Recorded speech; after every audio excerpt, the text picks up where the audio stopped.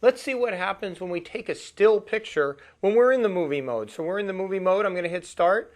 Notice my elapsed time is going on, and I'm purposely doing a little motion to give you a demonstration.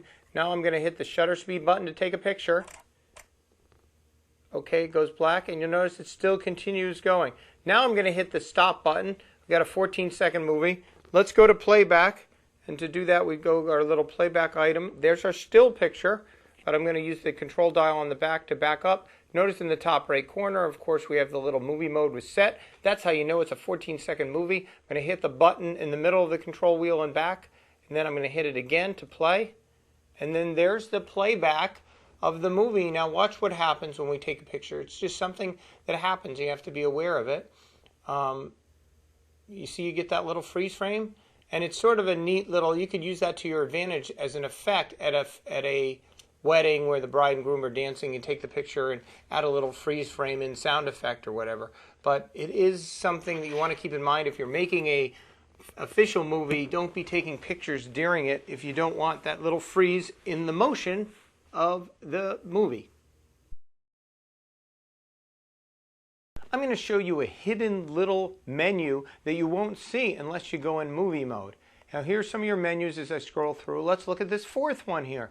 It looks like a little picture with some dots next to it. Now I'm going to go into movie mode. The screen's going to go blank for half a second there.